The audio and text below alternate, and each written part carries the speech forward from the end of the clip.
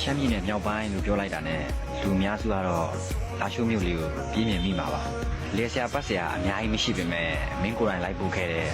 မန်ဆူရှမ်းကျောင်းရန်တိုင်းအောင်ရှန်ခိုင်အဲ့ဒီ၃နေရာတော့ခုချိန်ဒီမေးမရခဲ့ပါဘူးမင်းပြောခဲ့တဲ့စကားလေးပေါ့အေးချမ်းချင်းမန်ဆူရှမ်းကျောင်းကိုလာရတယ်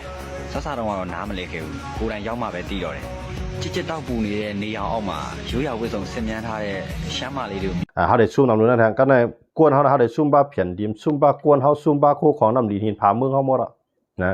มันเจ๋งว่าจุ่มในเอาแล้วเนี่ยมันก็ได้หาที่ปึงเอากันนะมันเดี๋ยวอันนี้มีเชียงมาอยู่ตั้งหลังมันเดียวนะแต่เขาได้ขึ้นเมื่อขึ้นอะไรกวนเขาว่มถอมเขานะอยู่ในพื้นที่คำถอมเขาอยู่ในพื้นที่คำจ้อมปักจ้อมปึงเขาในจอเขาได้อยู่ไรครับอยู่ไรนะการกล้าการขายในก้นในมันมีหนาวนะกล่อมใครมันมีอยู่ใครมันผ่านในบนดิเทียดอ่ะปล่อยก้นบนมาจวนปล่อยก้นบนมาหลักมันจังเปลี่ยนกว่าไรนะ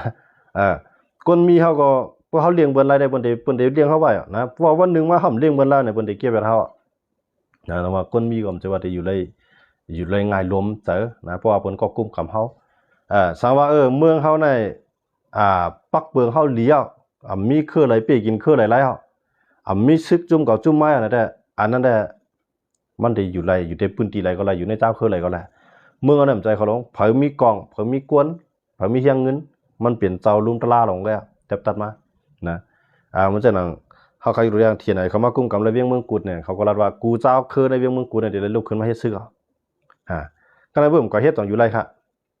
อยู่ไรเพื่อเขาห้องมากก่อเฮ็ดในเขาได้แล้วลูกเข้าไปนะพวกลูกเข้าไปเนี่ยถามว่ารอเท่าไหร่เขามาย้อนตัวเองของซื้อเขาแทงนะไว้มุ่งหัวเฮือนเท่านั้นมีหลายโก้เขาตัวแทง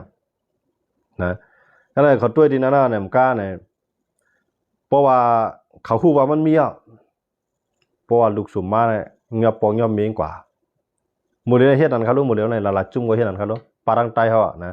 ปฏิบัติซึ่งได้ก็เฮ็ดนั่นรู้หมดเลยนะอาเซียนก็ยำเฮ็ดมาตรงเส้นน่ะเพราะว่าเขาตารางมาเลยมาเนี่ยเขาได้เงียบปองเงียบเมียงกับขังไว้ในเถินมันนะกันในก็เป็นลูก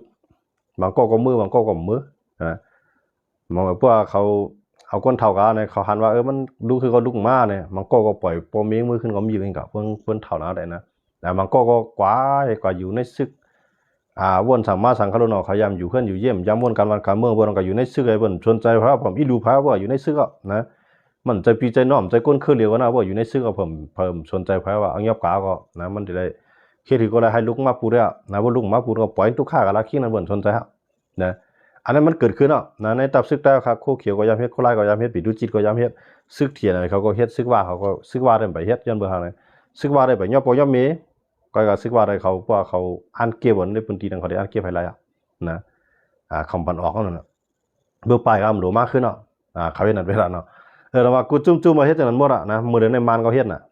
มานเขาเฮ็ดอันว่าอันเป็นตับซึกมานเขาเอาลูกชายมาเฮ็ดซึกหนังลูกชายเดี๋ยวล็อกปลายนั่นน่ะเอาปมมีมาอยู่ไว้ในตับมานเขาเฮ็ดจังนั้น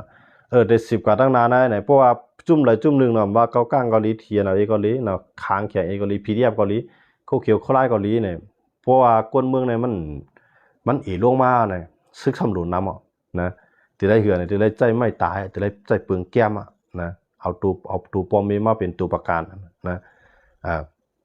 ก็ในเบิกกว่าให้ดีละเนี่ยเพราะว่ามาปูดเพื่อมีคนปูดก็ก้อนกับเลยโป้นะพวกเลยกว่าครับอันนั้นก็เป็นเปลืองซึกอันที่ใจล็อกไล่ไม่ตายต่อกันก็ในก้นเมืองเขาทำจะเลือกตั้งหลายๆเนี่ยเพราะว่าซึกได้พ่อมันได้ปีนึงมากกว่ามันได้เฮ็ดซึกเพราะซึกได้พ่อมันในกว่าก็พูดว่ามันมีตั้งมุมมองนะอันนั้นก็เป็นปัญหาที่เขาได้ทั่วบ่ว่าก็ในพื้นที่อันหลายเจ้าคือเอากว่าก็ในเขาก็กวนเขาซ้ำอยู่หยาบกินหยาบมากว่าถึงเขาเป็นซึกได้ก็เขาเลยยินข่าวเขาเลยหันจ่องเขาได้เพียงพอใจขนาดเพียงพอใจสังว่าเป็นเจ้าคือบนของเพียงพอใจก็ก็ว่าเขามีตั้งเลือกอยู่ว่ามีค่ะนะจนเมื่อเขามีทั้งซึกแต่ในเมื่อกี้ปัญหาอะไรนะมันจะนะที่ในทีไหนเขากุ้งกำว่าเขาเก็บซึกต่างจุ่มเต็มเลยมานะเก็บซึกเต็มเลยมาเก็บขอนเต็มเลยมาก็ก็ในเมืองในบนตีนั่นแหละแต่ได้ลุกขึ้นมาเก็ดเคตือใครลอกหน้าเจ้าเก่านั้นตึ้งหนูได้ลุกขึ้นมาเฮ็ดซึกเพิ่นก็ได้วางแผนค่ะนะเมืองเขาเนี่ยมันเป็นซึกเป็นก๊กเป็นเหล่าเป็นหมู่เป็นจุ่มขึ้นมาได้เดียวนะซึกในมันไปลดลงง่ายๆนะมันจะมีหนังแหลงก็มันไปโป้ง่ายๆเขาคำว่าด้วยมีหนังแหลงนี่ก็ตึกตันตึกกว่าตั้งหนาได้เดียวนะกลมโหรับตากว่าได้เดียวนะเพราะว่าพวกเขาเปลี่ยนเจ้าในตรงวัดใต้เขาขานาใน มันหลุดเรียกลายเสียงหาไหนมันหลุดเรียกลายออกออไลเช็ดสางใต้เฮาไหนไฮไลท์เพราะเรียกลายออกออไลเฮ็ดสางใต้ไหนกวนลงใต้เฮาก็ตึกเป็นจังไหนป่าตีใต้เฮาก็ตึกเอาตัวก็ตรงเมื่อว่าอำปันปิงยาตั้งฮู้กวนเมืองไสเมียวนะโคตรนะโคตรอยู่ในกอกให้เสียงเต่าอ่ะป่าตีใต้ก็นะมื้อนี้มันจะในป่าตีใต้อยู่ลาเซียว่าป่าตีใต้นั้นมันตอนที่ฮัดตรงค่ะฮัดตรงบ่ตรงว่ามันยื้อไปได้เดียวขี้ในไก่ออกมาจ่อยแถมก้นเขานะขี้ในไก่มาตรงนึงเนี่ยมันยื้อไปได้เดียวนะตองหมุนเจ้าทั้งภายขุนในย่ำรอดขนาดนะหมุนเจ้าก็รอดละนะบ่ตรงกันมื้อไหนจุ่มอยู่จำจุ่มไหลก็จุ่มนั่นได้เก็บไปละนะยังบ่ได้นะว่าแห้งเลยเฮาหลุมมีซึกกันว่านั้นเฮาหลุมมีซึกกันแล้วเฮาสิว่าหลุมมีซึกเก็บกินขวานเฮาสิว่าหลุมมีซึกเก็บบ่ลูกหลานเฮากว่าไม่เร็วแกนะเฮาใครซึกเขานั้นมีดองพร้อมโฮมนะหันก้นมือเฮาทุกข่ายอย่าไปต้วยหลายให้จังไรเข้าจ่อยเกียรติเคนะผมสิว่ากว่าต้วยถึงให้นานเฮกำเวียกพาตีในเวียกมากไทยในกว่าได้มันหลุซึกจังได๋ห้ำหลุนะก็มากับป้อเข้าว่าป้อถูนาเข้าเคว่าอันนี้ได้ก้นมือเฮ็ดเอาก้อยก็แล้วนะจางคนมาเฮ็ดก็บ่เฮ็ดปานเฮานะเอาวันกันก็ไล่ก้อยก็เอานักสุดซึกกันว่านะมีบุญพรโหมรวมนอกวานโหมรวมนอกเวียงให้กวนในเวียงแล้วอยู่ดีกินดีโหมรวมนอกวานให้กวนวานแล้วอยู่ดีกินวีนะอำใจว่าเพราะว่าผู้เขียนมาในเมื่ออยู่จำในวานนะพอตึกกันมาในจุ่มไหนมาตึกก็ป่าปีกินก้นวานก้นวานได้โหยเนี่ยจึงได้ห้ำโหลซึกนะมีก็เลียนะกวนเฮ็ดซึกจังไหนก็ได้ก็เอาซึกมันมาโหมรวมไปลีหรือนั่นน่ะนะเพราะซึกมันอยู่ในซึกมันอยู่ไว้โหเวียงหางเวียงเนี่ยมีซึกเจ้าคือได้ฮัดเข้ารู้นะมึงกูบอกให้นะมันเจ๋งว่าวานได้เอาซึกมันมาอยู่ป้ายวานในซึกมันอยู่จำวานแล้วกวนวานนั่นเลยอยู่ลีกัดเฮียนะอย่ามาซึกมันเมื่อปีกินเอาเพื่อเขามาอยู่จำนะเพราะว่าที่ในมือตังตับมาเนาะในซึกเจ้าคือผมจังเขามานะวานนั้นก็กัดเย็นกว่ามื้อในซึกเจ้าคือมืออยู่ตังตับไปที่นั่นว่าในอย่างมาก็เรียนหาก้นวานอย่างก็เรียนหาก้นวานมันมีลุงบองจึงว่าจอยรู้มันใจมีเงินเหลือมากินนู้นะอย่างก็หาก้นวานหมดอ่ะนะเงินนั้นเขาเลี้ยงกันนั่นเขาเลี้ยงอะไรใน1เหลือใน30,000เงินมาเนี่ยน่ะบางปื้นตีก็20,000เงินมานะมันใจหาเขาได้กะปานบ่เหลือใน20,000เงินมา30,000เงินมาในมันจังให้สังอีดอกมันตัวเตปอเพิ่นก็สิแคปตินก็เลยกูแม่น่ะบ่สิซอกตินก็เลยกูแม่ว่ากูสิหาเฮงเนาะกูเป็นมือนายมเลยนะก็กินข้าวซอยเขาว่าก็กินเฮาคำมาเตยต่างๆย่านน่ะเขาว่าก็เฮ็ดป้อยจังได๋ป้อยวังกะปานะฮะวังกะปาเนี่ยมันลูกที่ไหลมานะเขาฮู้ก็เขาเฮ็ดป้อยตึกยาวๆกันนั่นนะอันนั้นเขาว่าคืออันนั้นก็ซื้อกินฮะได้ตำส้มว่าก็ซื้อกินยำปูว่ายำปลาเนาะปลาส้มปลาอันนั้นกุ้งว่าสั่งว่าปูว่าจังนั้นอันชานั่นคั่นน่ะว่าลูกไทยเขาว่ายำหั่นนะ1ป้อย1วันยังไงเขา1วันหลังป้านั่นกันเนาะเขาว่าเนาะ4,500,000พี่น้องเขาวนได้ก็3,500,000ว่า4,500,000ว่าวนด้วยเขารู้ก็กินแต่นั้นได้ถึง3,000 4,000ได้กำไรซื้อเขาซ้ำไรเงินเดือน 20,000 30,000เงินมาเนี่ยคำเด็กเอาดีเลยมากินค่ะนะซ้ำเลี้ยงเขาเลี้ยงพักพักได้หาข้างกล้วยทำได้หาพักได้แล้วนะว่ามันเฮาได้มาใจร้ายเก่าให้อยู่ได้มันหลายเอาเนี่ยมันจังเฮาคาว่านั่นน่ะซื้อเขามันเป็นกะปันใจเงินเนี่ยนะซื้อก็ทางก็พงก็รู้มีเน็ตก็รู้สร้างได้เขาเนี่ยกำไรมันเป็นรายจ่ายเงินนั่นแหละกว่ารู้ไปก็การน้ำมันลดการน้ำมันกาเนี่ยลดเครื่องให้ไหนนำใจเขาเนี่ยซื้อก็รู้กูเมียวรู้มันใจว่าซื้อจังกูปองอายุมันจังปานเจ้าคุณสาได้ออกบ้านออกเว้งเอาหมอค่อยออกลอยบอกอยู่เฮ็ดนั่นได้เลี้ยงข้าวเลี้ยงผักกายนั่นไรมันมีติกับ10มันจังไปกับทั้งไรเขารู้มื้อนั้นนะกะปานบ่เด้นี่มันลายนะเตี่ยซุนก็หลมีมือถือโหลดได้ต้วยนู่นต้วยไหนโหลดต้วย TikTok มีกันกูก็นะก็ไม่ห้ามได้มากวนซื้อข้าวเจแข็งไว้นะตึกก่อมจังตึกนะพร้อมมันก็ซ้ำพร้อมนะเพียนลีเฮาก็บ่ทำเอาได้ที่เครือก็ซ้ำไรป่ายได้อันอยู่ไว้ก็หนาวได้ในบ่ได้มันเหมือนจังว่ามีซึกก็เหมือนมีนั่นน่ะนะป้อมมีอย่างได้ลีเหลือไหนก่อนนะเพราะว่ามันพร้อมนะครับว่าเนาะเพราะว่าเฮาก็มาตัวยอันนี้ซึกใต้เฮาก็อำโลมีป้ายวนอยู่ที่เก่านะกวนเมืองเฮาค่ะก็อย่าไปเอาใจป้ายวนของเก่าเฮานักเรียนบ่ให้ปล่อยให้ลามาอ่อนกันกว่าบ่ขึ้นอื่นเผื่อมาทางเฮือนเอาจังได๋ก็รถเพนะกำว่าวานนั้นน่ะเพิ่นยอบกาว่ากำว่าวานในเพิ่นยอบกาว่าเนี่ยมันสิเป็นจังนั้นตินะ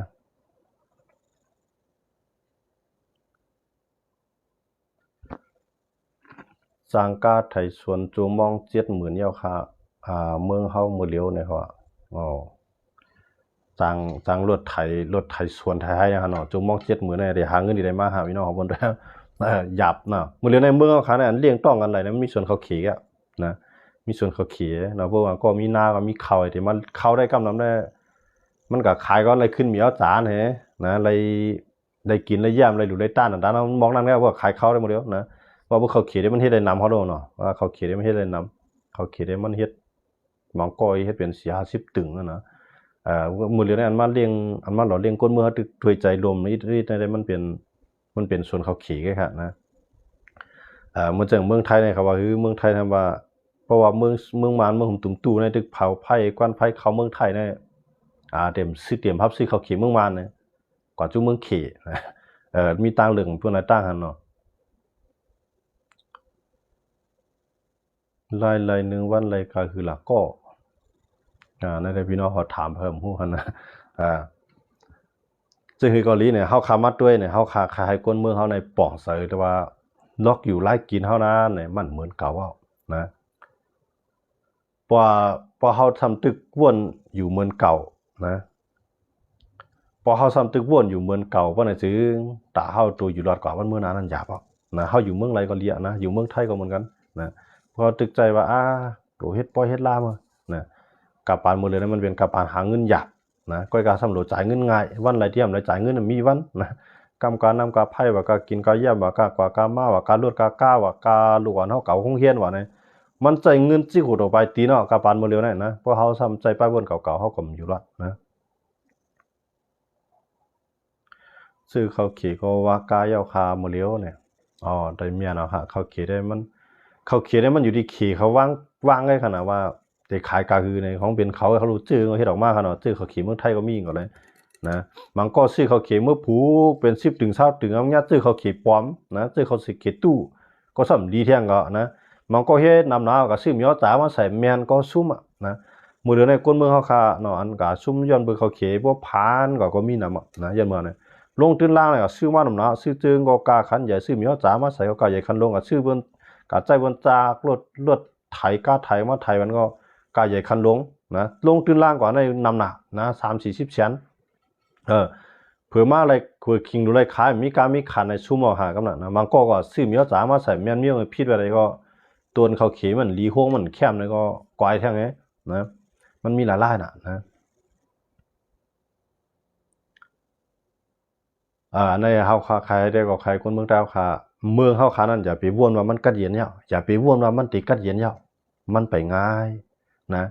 มันตึกเปลี่ยนการเริ่มต้นมันก็นะหมดเดี๋ยวนี้เฮาด้วยเขาเรียกเลยว่าตึกเป็นการเริ่มต้นติจ้างไงล่ะในเฮ็ดจังได๋เนี่ยเฮาคำว่าด้วยเขาเลยว่าก็ไปตึกเขารู้เมืองลาก็ไปตึกเขารู้ลาหูก็ไปตึกเขารู้ปาโอพีเอ็นโอก็ไปตึกเขารู้เซก็ไปตึกเขารู้FPPก็ไปตึกเขารู้นะเจอในอำไรหมายถึงว่าเขาเตรียมไรตึกค่ะ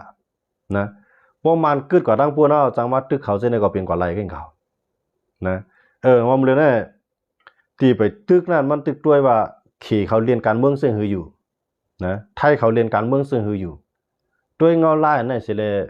อยู่เศร้าอ่ะก็จุ่มอยู่กองกลางซะเนี่ยนะเพราะว่าขี่หันว่าถูกเลยตึกเอาจุ่มสูงไหนมันก็ได้ลุกขึ้นตึกเอามื้อนั้นนะมื้อเลยเนี่ยขี่หันว่ามันไปถูกลิตึกนะไปอย่าไปฮิบจะไปตึกมาขี่ได้จริงมันใครซึกมันร่วมมันหั่นน่ะนะมันใครซึกมันร่วมมันจังเพราะว่าวาดตึกในซึกมันในที่ตั้งได้ร่วมในสูงน่ะเพราะซึกวาดตึกในวานให้มันตึกนำไรนะวานให้มันตึกนำไรกันในบ่วานให้กับตึกบ่ละได้เลี่ยมตึกละได้เลี่ยมก็อยู่ไรเพิ่นได้มังพามันน่ะเพราะว่าไปตึกในซึกมันในตัดได้ร่วมมันไปมีจะมาเนี่ยอันอยู่เปลืองลังละลายจุ่มนั้นมันปาไปซึกว่าอันอยู่เปลืองลังซึกว่ามันปาเมืองเขนะซึกว่าอะไรมันมีบุญพรเอาไว้นาลีนี่ที่ใกล้หมดเลยนะควักเอานาลีนี่ที่ใกล้นะเหมือนเจ้าหนังสือเขียนเขาจะตึกก็เพราะว่าขำเลยตั้งใจแถมเอาขี่ก็มจ้อยว่าก็มจ้อยทีไหนก็กำลืมมันเลยถอยขึ้นแกนะมันก็เลยถอยขึ้นแกย้อนมาซะเนี่ยการดัดได้เฮ็ดปางตึกนั้นน่ะยื้อหมักกองออกกัน1ลูกแกมันเสียง80 บาทอ่ะต่อ1ลูกนะ80 บาทเงินไทยค่ะนะมื้อเหลียวในพวกซื้อกองอากาศน่ะอากาศเฮายื้อ1ลูกเนี่ยนะ1เมียกในก็มันก็ได้เสียง20-30 ลูกเนี่ยมันก็กักเงินกะขนาดนะอันนั้นเขาอยู่ในเตียงมันก็ยังบ่จังได๋ต้องว่าเพราะว่าเฮายื้อกองกับเมียได้นับเงิน7-80โอกาสได้เดียวนั่นน่ะเฮานับเงินพวกนับเป็นเงินมาเนี่ยนับโหเฮงโหมื่นโอกาสได้ดีก็จ่องมันเดเฮ็ดไรปังตึกข้าวยาวค่ะอำลายนะก็ในใจใหญ่ก้นเมืองก็มันมีการขายกับฮอตก้นเมืองทุกค่าได้แก่นะเอาว่ามื้อนี้ เพราะว่ามันได้ขี่กันอุบันไลมันได้ว่าอุบันไลเนี่ยว่ามจ่อยเพราะว่าจ่อยว่าก็กูยากกินย้อนมันว่าก็เต็มจ่อยนะก็ในเดียวแห้งที่ไรมาหลาเนี่ยอย่าว่าว่าขี่ใจให้มันคือเนี่ยมันจึงใครคือเราก็เลยคืออ่ะมันจึงเขาขวาอยู่ดูแดงมันอ่ะยูเครนเลยอเมริกันในจ่อยกันมาใน3 ปีเต็มๆอ่ะนับแสนล้าน$ให้เงินในจ่อยมานะเพราะว่าอเมริกันว่าพวกมันคือก็เขาได้สายข่าวก็ห้ามปันอ่ะนะมากองก็ห้ามส่งเอาเงินก็ห้ามปันอ่ะกึดแบบหมดอ่ะยูเครนก็เลยย่อมกึดขนาดนั้นตั้งในชุ่มแผ่นดินนะอันยูเครนชุ่มกว่านั้นใน5 ลาดนำเรือเมืองไต้ในขายาเมือเหลียวในหลายปุ่นนะนำเรือนั่นอ่ะนำเรือนั้นหมดอ่ะลัดใครมีว่ามาลีโอโพว่าค่าเคียบมันใจเนาะเพราะว่าหลายเวงตั้งหมดตั้งเสียใน5 ลาดนะ4 ลาดนะตั้ง4 ลาด5 ลาดอ่ะอันเดียวรัสเซียเขายึดกันในว่าอเมริกันว่าให้ซุ่มมาในละนะให้ซุ่มมาในก็ไม่รัสเซียก็อย่าไปให้รัสเซียก็อยู่เกิดว่ารัสเซียมันเกิดอเมริกันได้10 จ้อยแท่งเนี่ยมัวรัสเซียได้ขึ้นเดียมหูนะว่ารัสเซียมันขึ้นก็ลิมดีก็จังลูกล่ามเป็นปังตึกลุมผ้าก็เป็นกว่าไหลเว้งเขาก็การมันได้อยู่ที่รัสเซียนะครับเนาะแต่ว่าเมืองเขาเหมือนกันนะเพราะว่าขี่ว่าให้ขึ้นอะไรก็ขี่ก็เงินสูมีไว้ขึ้นเปียดการขายมันกล้าขายดอกส่วนสูมีนำฮับซื้อใส่เมียวเด็กเอาเงินดีได้มากฮะมาในมันเอาอะไรกูตีรู้สึกมันนะ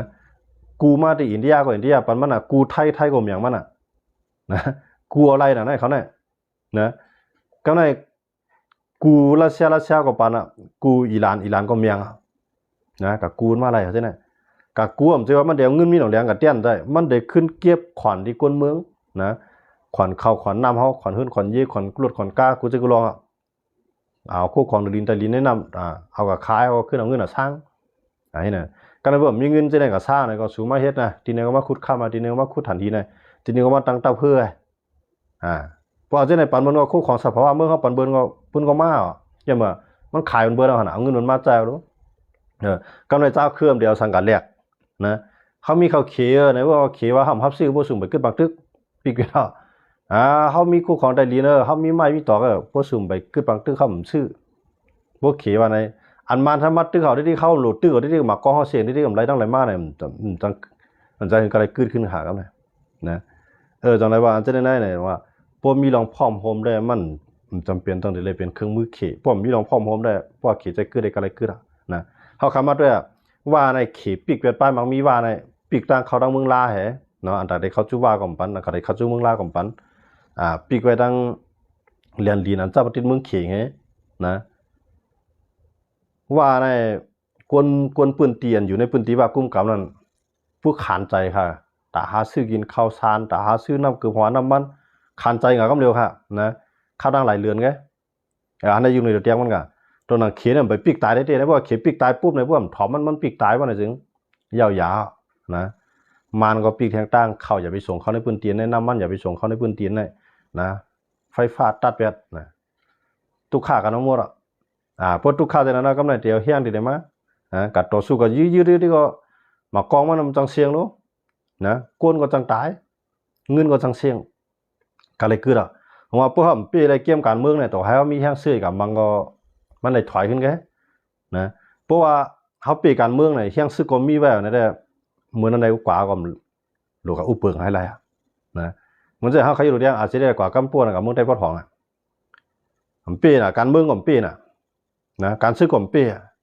กำเรื่องอะไรถอยเลยขนาดนะพวกเขาก็ตึกขึงอย่างเขารู้นะเขาตั้ง3-4 ปีนะเขาตึกมังหมากกองใครเสียเงินกับเสียงเขารู้กำในอันตั้งพวกนั้นหับมือตื้อในมือจ้าในทีในผีมังกำในเฮียนมาจอยผีเฮียนมาจอยทีเอาเองเนี่ยมาได้เงินนำจังเสียงนะหมากกอมจังเสียงก้นจังเสียงมาได้กองในมันก็เยื่อหับมือยืดเดียวจังเสียงพวกมันถอยนะก็เลยถอยในเขาอยู่ในตัวเตียงมันก็ว่าการเมืองปีนะยันไปทางไหนปีการเมืองเนี่ยมาในเรียนการเมืองเป็นเทมเบียวน่ะตัวนาก้นนั้นไว้เขาลงไล่มืออย่างสีว่าเนี่ยรับหลังซ้ำหลักจอยทางต่างจุ่มบังแทงให้เนี่ยในเขาบอกว่าซุ่มเหยียดการเมืองอัดซึกเปิ้นนะขึ้นเลยมาถอยป้อนใต้หลายๆก็ได้ว่าอาจจะได้ซุ่มหรอกเนี่ยมั่นใจว่าซุ่มเขาแล้วผมซุ่มในเมืองหนองมันถอยมาหังมึงกึ่งถอยมาสังเกตซีถอยมาหังเนี่ยไล่ขาถอยมาสังบอกว่าซุ่มก็การนั้นได้เขาเดี๋ยวย่อมพับนะที่ว่า ย้อนปือเขาเป็นใต้หนังกันเนี่ยอันนั้นได้เป็นความห่างดีกันเป็นใต้หนังกันในเพื่อได้สิบยี่ก็มันก็จำใจลองเตี้ยว่าได้สิบยี่ก็ผ่านหนึ่งเรื่องเดินร่วมอ่ะนะถอยมาต่างหลักมอกขนาดนี้นะสังเกตว่าในยืดเทียนอะไรก็ได้มันมีไผ่มือที่สองที่สามมีนะได้อันนั้นในนอนว่าเปียนะก็กล่าวว่ามันมีมือที่สองที่สามเข้ามาเขารู้เพื่อนมีเพื่อนอะไรใจเย็นจำเทียนอะไรก็เพื่อนอะไรกินจำเทียนอะไรก็มันต้องมาใจเทียนอะไรเพื่อนเอาเทียนอะไรในเฮ็ดโหหนังฮือเต็มเข้าถึงตั้งคางเขาเนี่ยหนังฮือเต็มเข้าถึงตั้งโก้ก้างเขาเนี่ยหนังฮือเต็มเข้าถึงตั้งยักษ์ไข่เขาอยู่ไว้ในเมืองใต้ปะทองเนี่ยเพื่อนเจ้าเนี่ยก็เพื่อนไว้ใจแล้วนะกูเมืองในเปิ้นเรียนการเมืองกันได้ในเมืองหลายเสียมว่าค่ะนะเปิ้นมีรัดกันชวนเนี่ยอันเป็นมีคู่มันจังคู่ในบนได้ไปทาหลายทาพร้อมเดียวอ่ะนะเปิ้นไว้จังนั้นได้กูเมืองอ่ะนะเที่ยงแลยูเครนรัสเซียยื้อกันว่านะย้อนว่ายูเครนในใครเข้า NATO นะก็ใน NATO รัสเซียในเป็นผู้เขียนกันครับรู้ว่ายูเครนเข้า NATO ในเพราะว่ารัสเซียได้พิพาทอันนี้ตัวในก็ให้งานยูเครนวันมื้อหน้าเนี่ยกูเมืองน่ะ30บาท2เมืองอ่ะเต็มมาบังวันรัสเซียน่ะยังไม่ใช่รัสเซียในมังไปทานตั้งอ่ะนะมังไปยูเครนตั้งมันไปใจนาโต้นะพวกกับยืนนาโต้นั้นมันไรมันได้32เมืองกำเดียวไงมันปีไรพวกมังยูเครนเนี่ยอเมริกันมาจอยก็มาแล้วมันจำแห้งซึกมานะยุโรปเขามาจอยมาแล้วมันจำแห้งซึกเขามาเอาเครื่องกองกลางมาซึกขับจางมาเอาเงินส่งมาอันตายเป็นใครค่ะเป็นยูเครนค่ะยูเครนในรัสเซียตายก็กับรัสเซียได้ตายเสียตาก็มันเป็นเมืองใหญ่นะมันเป็นเมืองใหญ่ก้นก่อนนำก็ในเพราะว่าตั้งอเมริกันเขาจ่อยๆหน่อยเงินในเชียงนาวทำไปปีละเสียไรเนี่ยกำลืนกันเลยว่ายูเครนย่ำซุ่มแผ่นดินเนี่ยอันไหนเขาอยู่ในตัวเตียงมันกับเมืองใหญ่เขาเรียนกันนะผมว่าบอกว่ายูเครนเป็นรัฐกันชวนนะอเมริกันในใครมังรัสเซียก็กับมังรัสเซียกำซื้อเพราะมังรัสเซียกำซื้อในเมืองอเมริกันก็เลยอยู่กัดเย็นก้นเมืองอเมริกันก็เลยกัดเย็นนะจนเบอร์ทั้งสองฝ่ายมีเครื่องระนากันเก็บแข็งเหมือนกันนะแต่ว่ายูเครนเป็นเยอะนะรัสเซียก็ว่าพอเมื่อเข้านาโต้ก็เหมือนจังว่าเมื่อผู้เขียนมาปันเก่านะ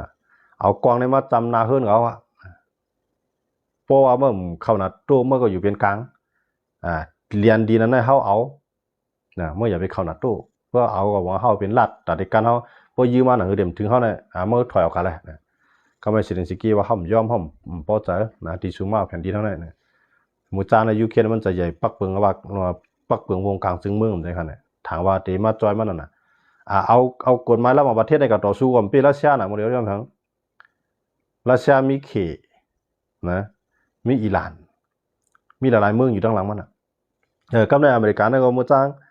ปันแห้งยุโรปปันแห้งยูเครนกำลืนมาในอเมริกานำใครคู่ของในเมืองรัสเซียใครคู่ของในเมืองยูเครนรัสเซียก็คือได้ยูเครนก็คือได้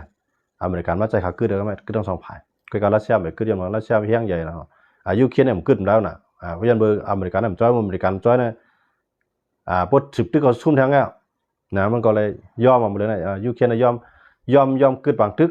ก็กับว่ารัสเซียไปย่อมรัสเซียไปย่อมก็อเมริกันได้สืบจ้อยยูเครนแทงยูเครนเราสืบตายแทงถามว่าเดปีเลยรัสเซียแต่เดปีแล้วนั่นเป็นไรย่อมหาเนี่ยรัสเซียมันเป็นมหาอำนาจหมายหนึ่งมาสองของกำพร้าเนาะตามอเมริกันก็เหนียวเขารู้มันแต่ว่าในเขาข่าวตัวเองเขาไล่นอกเมืองบนเรียนกันเขาว่าหน่อยสังว่ามันมีหลัดกันชวนอันมันเมืองเขาข่าวในเพราะผู้ว่าใครตื้อใครยื้อมาไงเนี่ยสูงแห้งซื้อกว่าว่าก็ยืดไหลต่างๆเนาะกำลืนมาเปิดเอาตูเตียนบนปล่อยมากำลืนมาเอาไหลถอยกันนะแต่ว่าใต้เขาก็ย่าตูทบใช่ไหมนะตูทบใช่ไหมใต้เขาย่ามาหลายป่าเนาะนะแต่ว่ากำไรมันจะอย่างทีไหนเขาเนี่ยก็กวาดนะกวาดทั้งว่าเด็กเขายังเหลือนะว่าเขาทั้งน้องเขียวอะไรก็ลูกน้องเขียวกับยังเหลือผมจะไกลเขาลูกนะตั้งตะเบกจริงก็พีเดียบเขายึดไว้เนาะเขาไม่เมืองกูดก็ทีนะเขาพีเดียบเขายึดไว้เนี่ยเพราะว่าลองจอยแถมมันตั้งว่ามาเมืองล่ามมาหลายๆผายมาเนี่ยเครื่องกองกลางหายาว่าเนี่ยมันกลืนกับอะไรถอยมันเป็นอะไรซึกมันนะก็เลยเพราะว่าทีไหนเขาเก้ากลางเขาอะไรจุ่มตึกเขาหันว่าก็มันปีแล้วเมื่อนั้นเขาได้อูบ่นะเพราะอูบ่ภายซ้ำเตเป็นภายปีปูนแทงไหนมันได้มีนะเพราะว่าซึกมันเป็นภายปีปูนมันเลยจึงพวกอูก็ได้ใจถอยว่านะพวกถอยก็สิบยืดแทงมันได้เห็นนั่นไงนะเพราะว่าการเมืองเนี่ยเพราะว่าโมเดลเนี่ยซึ่งมันเป็นภายซุ่มปูนเนาะเต้าคือเป็นภายปีปูนไว้เพื่อต้องการซึ่งเหนือลิ้นจังว่าซึ่งมันในย่อมอูปนั้นเนี่ยย่อมอูไปมันก็ตัวมันอูใครอูเสมก็การใจให้เขในอูปนั้นเนี่ยก็ในว่าเขใจอูว่าในทีในเขาสามจุ่มพี่น้องในเขาฮู้ว่าเขาเปปุนซึ่งมาเนาะ คำใครอุคำใครอุคำใครกึดบ่ผมใครกึดกับในเขว่าคือบ่สมกึดก็คู่ของเขาในเมืองสูในตัดขาดนะการกล้าการขายเมืองสูตัดขาดนะก็ไม่ไล่แต่ไรเงินเดี๋ยวคือแต่ไรกับปึงอิงส่วนยาลำนะแต่ไรกับปึงอิงยามาแต่ไรกับปึงอิงบางต่อบางร่องนะยาวกว่าที่กับอะไรปึงอิงก้นเมืองก้นเมืองกูขึ้นในจะสร้างขวัญอะไรให้ไหนเนี่ยก้นเมืองก็กินนะครับเนี่ยนะบางต่อบางร่องเอาพวกก้นเขากับตัวกับร่องเนี่ยมันเจ๋งว่าเกาก้างเขามาปืดบางต่อบางร่องที่เกี่ยวมันซูเวียงลาเซียวเนี่ยนะมาปืดบางต่อบางร่องใน1 คงนะมาโคก1 ปางนั่นมันเขาได้สร้างขวัญกาคือมันเดี๋ยวมีมาแทงขนาด